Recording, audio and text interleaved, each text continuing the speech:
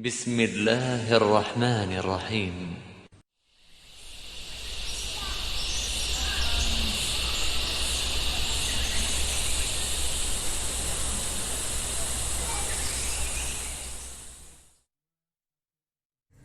Bismillahirrahmanirrahim. Assalamualaikum warahmatullahi wabarakatuh. Alhamdulillahirabbil alamin wal 'aqibatu lil muttaqin wala 'udwana illa 'alal zalimin kal mubtadi'ati wal musyrikin. Asyhadu an la ilaha illallah wahdahu la syarika lah ilahul awwalin wal akhirin wa asyhadu anna Muhammadan 'abduhu wa rasuluhu sayyidul anbiya'i wal mursalin wa ba'd. Baik, alhamdulillah ikhwati al ahibba, anak-anakku yang dirahmati Allah Subhanahu wa taala. Kita jumpa kembali dengan halqah kita, yaitu sekarang dengan halqah Sirah Nabawiyah, yang mana kita sudah jauh sekali membahas dari mana permulaan Islam, bahkan dari zaman jahiliyah sudah kita bahas sebagian. Baik, ikhwati al-ahibbah, dan minggu lalu kita sudah bahas tentang bagaimana Nabi kita Muhammad SAW berangkat ke Taif dengan asumsi mencari orang di sana dari Bani Thaqif yang siap untuk masuk Islam dan membela dakwahnya Rasulullah SAW. Akan tetapi setelah kurang lebih selama 1 bulan di sana, apa yang didapati Rasulullah adalah apa yang tidak diharapkan, yaitu orang-orang di sana Bani Thaqif malah frontal menolak dakwah Rasulullah SAW. Malah mereka senantiasa mengejek-ngejek dakwah Nabi kita Muhammad SAW, bahkan juga berlaku kasar dengan melempari baginda Rasulullah SAW dengan batu sampai terluka. Ikhwati fillah ahibbah, momen yang mungkin perlu untuk kita sikapi di sana, bahwa Rasulullah SAW ketika di Taif, di sana terjadi hal yang luar biasa, yaitu ketika ada sekelompok jin, yang mana sebabnya di sana juga Allah turunkan surat Al-Jin, yaitu ketika itu Nabi sedang di sana dan sekelompok bangsa jin dari zamannya Nabi Musa kalau tidak salah, mereka mendengar ayat yang dibaca oleh Nabi sehingga masuk Islam. Kemudian, perlu yang kita sikapi di sini bahwasanya dengan kemurahan dan rahmatnya Allah Subhanahu wa taala, bahwa sungguhnya dakwah Nabi kita Muhammad SAW itu senantiasa didengar oleh semua kalangan. Jika seandainya penduduk Taif itu menolak dakwah Nabi kita Muhammad SAW, maka Allah jadikan hidayahnya itu sampai kepada thaqalain yang lain, yaitu bangsa jin yang mendengar ayat yang Rasulullah SAW bacakan. Sehingga kata Allah, "Qul uhiya ilayya annahu istama'a nafarun minal jin." Ketika Allah ceritakan ada bangsa jin yang masuk Islam karena mendengar ayat Al-Quran yang telah Nabi baca. Ikhwati al-hibba, kemudian juga dikatakan ada satu orang yang masuk Islam di antara orang yang tinggal di perbatasan di sana. Intinya setelah sebulan tinggal di sana, Nabi memutuskan untuk pulang kembali ke Mekah. Akan tetapi kaum Quraisy tidak mau menerima Nabi kita Muhammad SAW. Tidak mau menerima Nabi kita Muhammad SAW, maka pulangnya beliau dari Taif itu mencari suaka, mencari perlindungan. Maka datanglah seorang bernama Mut'im bin Adi dari kabilah suku Quraisy yang melindungi Nabi untuk bisa masuk kembali kota Makkah. Ikhwati fillah al-ahibba, dari sana Nabi mulai kembali mendakwahkan agama Allah ini di Mekah. Sampailah terjadi pada tahun ke-11 kenabian, Allah muliakan Nabi kita Muhammad SAW dengan Isra dan Mi'raj. Kalau kita pahami bahwa Isra dan Mi'raj ini, satu, dia adalah kemuliaan bagi Rasulullah SAW dan juga kemuliaan bagi umatnya kita dan para sahabat ketika itu, serta sekaligus sebagai ujian keimanan buat mereka. Bagaimana terjadi kita akan bahas nanti. Ikhwati fillah ahibbah, pada tahun ke-11 Hijriah, kenabian, masa kenabian Nabi Muhammad SAW, beliau di Isra dan di Mi'rajkan ketika itu. Apa itu Isra? Isra adalah perjalanan Nabi Muhammad SAW dari Masjidil Haram ke Masjidil Aqsa.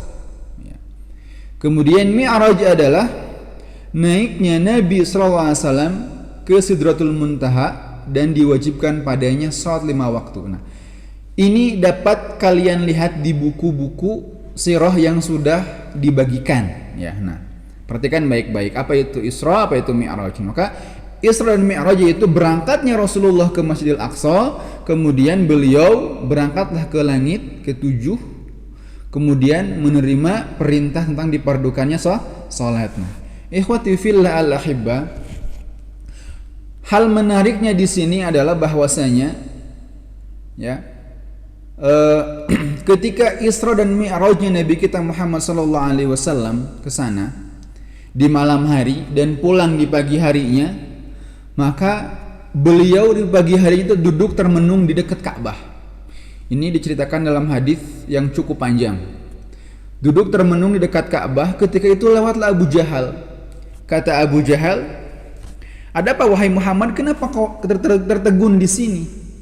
Rasulullah ketika itu menceritakan apa yang sudah dia lewati tadi malam. Diceritakan bahwasanya dia berangkat ke Masjidil Aqsa dengan naik kendaraan Buraq tadi ya. Kemudian sampai di sana dia berangkat ke masjid ke langit ke-7, dan di Masjidil Aqsa beliau salat dengan semua para nabi. Nah, ikhwati filal ahibba, Rasulullah katakan bahwasanya kendaraan yang diantarikir adalah Buraq tadi, di mana Buraq melihat pandangan ada tanah di sana, disitulah kakinya sudah sampai di tempat itu. Nah, begitu cepatnya kendaraan tadi. Nah, ikhwati filal ahibba, Abu Jahal ketika itu melongok terdiam, dikatakan seperti itu. Kenapa? Kaget sekaligus aneh dan merasa mengejek dengan Rasulullah. Dia berkata dalam hatinya, kami saja dengan kuda tercepat berangkat ke sana itu butuh waktu sekitar 1 bulan, belum pulangnya lagi. Nah, dan engkau Muhammad berangkatnya dalam 1 malam, secara akal tidak mungkin. Maka Abu Jahal dia tertawa ketika itu, dan dia berkata, wahai Muhammad, maukah engkau aku ajak untuk menyampaikan kejadian ini kepada kaum Quraisy di Mekah? Nah, maka diajaklah Rasulullah, dipegang tangannya oleh Abu Jahal, naik ke atas gunung atau bukit Abu Qubais ketika itu. Nah, orang-orang di Mekah tahu bahwasanya ketika ada seorang naik ke situ bahwa akan ada pengumuman yang besar ketika itu. Belum lagi di sana yang naik Rasulullah dan Abu Jahal, maka berkumpullah orang kafir karena tahu bahwa di sana ada pemimpin mereka Abu Jahal, dan berkumpullah orang Islam karena tahu ada Rasulullah di sana. Ada apa nih? Ada apa nih? Gitu kan? Ketika sampai di sana, maka Abu Jahal berkata, wahai Muhammad, ceritakan apa yang sudah kamu ceritakan tadi. Rasulullah ceritakan semuanya dengan apa yang terjadi, bahwa dia berangkat ke Masjidil Aqsa dalam 1 malam, kemudian ke langit yang ke-7 dan sebagainya. Nah, maka semuanya terdiam, dan Abu Jahal berkata, dan dia tertawa, sungguhnya agama Muhammad telah hilang sekarang, katanya. Telah hilang agamanya Muhammad. Kenapa? Karena dia telah berbuat atau berkata dengan perkataan yang dusta. Tidak mungkin orang berangkat ke sana dalam waktu 1 malam. Nah, ikhwati fillah al-ahibbah. Nah, poinnya di sini adalah semua orang kafir di Mekah ketika itu semakin kufur mendengar cerita itu. Bahkan orang Islam yang mendengar cerita itu ragu-ragu dengan Nabi kita Muhammad SAW. Nah, Abu Jahal berangkat ke Darun Nadwah. Dia berkata kepada orang-orang di sana, kepada pemimpin-pemimpin Quraisy, dia bilang agamanya Muhammad akan hancur sekarang. Pengikut-pengikutnya akan ragu dengan Muhammad. Tinggal 1 orang untuk menghancurkan agama Muhammad ini. Siapa dia? Sahabatnya Abu Bakar. Berangkatlah Abu Jahal ke Abu Bakar yang sedang berada di kebunnya. Dia berkata, wahai Abu Bakar, dipanggil Abu Bakar, maka dia keluar. Kata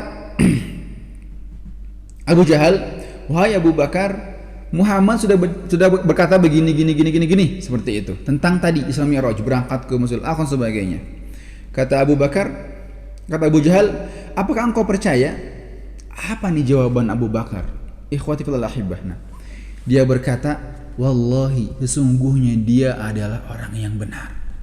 Maka pantas Abu Bakar dikatakan as-siddiq, orang yang senantiasa membenarkan. Wallahi, benar Rasulullah SAW. Maka dia berkata, seandainya di depan mataku itu ada tembok warnanya putih dan Rasulullah berkata hitam, aku akan membenarkan Rasulullah SAW dan aku akan mendustakan mataku yang melihat warna putih.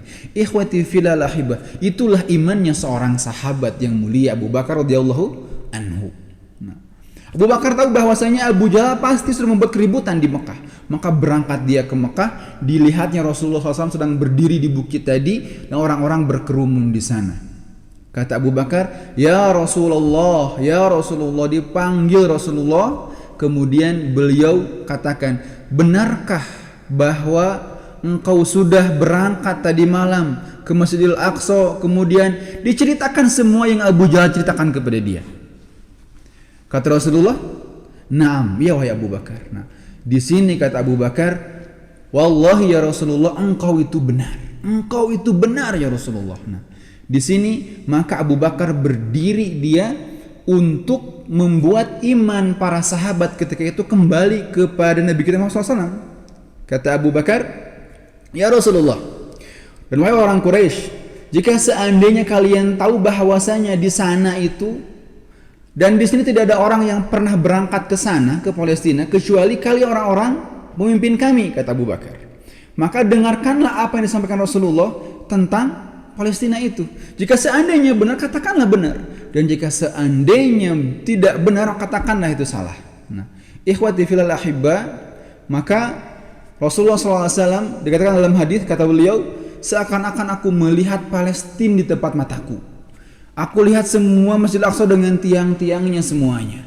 Maka Nabi ceritakan di sana berapa jumlah tiang dan sebagainya, sampai akhirnya apa kata orang Quraisy? Benarlah Muhammad, benarlah Muhammad. Ikhwati fillah al-ahibbah. Di sini menandakan bahwasanya Rasulullah SAW as-sadiqul amin, orang yang terpercaya, yang jujur. Maka di sana iman para sahabat kembali. Para sahabat, tentulah Rasulullah benar. Kenapa kita meragukan akan Rasulullah SAW? Dan orang kafir Mekah ketika itu semakin yakin dengan Rasulullah SAW. Nah, ikhwati filal ahibah, poinnya di sini adalah bahwa Isra Mi'raj ketika itu yang awalnya menjadi musibah buat kaum muslimin justru malah menjadi penguat akan agama Allah ini. Justru dengan itu semakin kuatnya iman orang-orang Islam dan semakin mengakuinya orang kafir bahwasanya Rasulullah itu benar dalam menyampaikan ajarannya. Nah, ikhwati filal ahibah. Baik. Sepertinya tidak akan cukup dalam satu pertemuan ya materi Isra Mi'raj ini. Nah, intinya adalah poin yang ingin saya sampaikan untuk kali ini adalah bahwasanya Isra Mi'raj ini terjadi di tahun ke-11 kenabian, di mana di sana ada kewajiban untuk sholat 5 waktu bagi kaum muslimin yang nanti akan kita bahas di pertemuan berikutnya. Kemudian yang kedua, bahwasanya dengan Isra Mi'raj ini menjadi tahapan kaum Quraisy untuk yakin dengan Rasulullah dan menjadi booster keimanan untuk orang-orang Islam ketika itu ya. Taib. Jika nanti Ustadz cantumkan evaluasi di akhir, maka silakan antum untuk menjawabnya ya. Jazakumullah khairan katsira. Subhanaka Allahumma wa bihamdika asyhadu an la ilaha illa anta astaghfiruka wa atubu ilaik. Wassalamualaikum warahmatullahi wabarakatuh.